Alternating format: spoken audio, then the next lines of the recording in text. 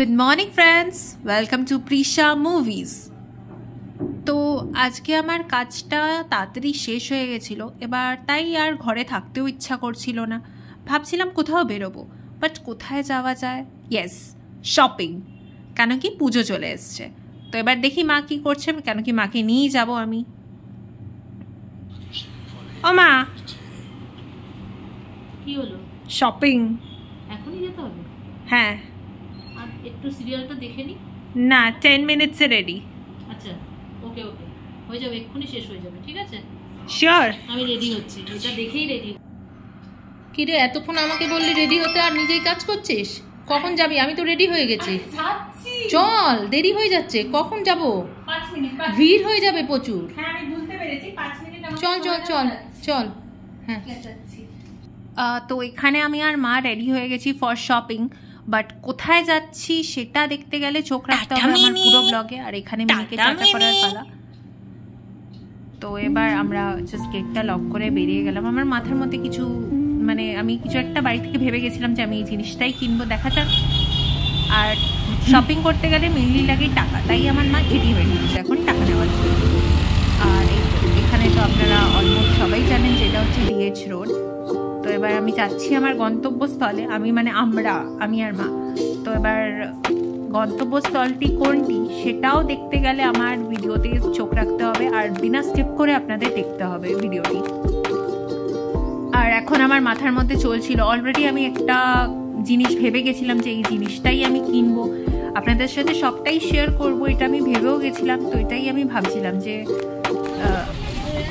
এই যে এখানেই আসার কথা। এটা হচ্ছে, আশা করি সবাই চেনেন, বেহালা মার্কেট।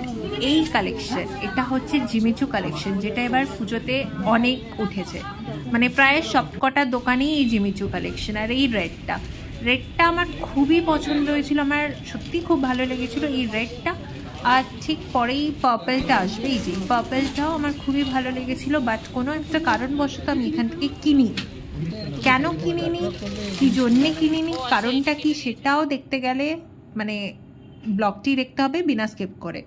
ও অবশ্য দিদুন আমাকে বলেছিল এবার পুজোতে শাড়ি নেবে না, নেবে বেডশিট। তাই দিদুনের জন্য আমি এই দোকান থেকে বেডশিট নিয়ে নিলাম। আর এই বেডশিটটা এতই সুন্দর লেগেছিল যে আমি দুটো বেডশিট নিয়ে নিয়েছি, এটা একটা রেডের উপরে আর একটা ব্লু এর উপরে। এখানে মা বিলিং করছিল, রেডটা দিদুনের। আর এই যে এটাই হচ্ছে সেই কারণ, প্রিয়গোপাল এজেন্সি। এখান থেকে আমি প্রতি বছরই শাড়ি কিনি। আর এদের স্টাফদের বিহেভিয়ারও খুবই ভালো, এনারা টায়ার্ড হয় না। আপনি যত চাইবেন শাড়ি দেখাতে এনারা ততই দেখাবেন।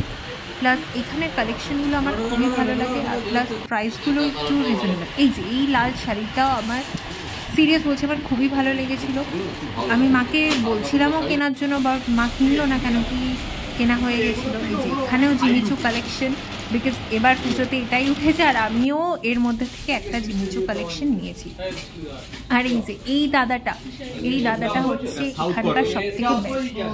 ওনাকে তুমি যত বলবে, যত চাইবে, উনি তত কালেকশন দেখাবে, আর পছন্দ না করে দোকান থেকে বেরোতে দেবেন না।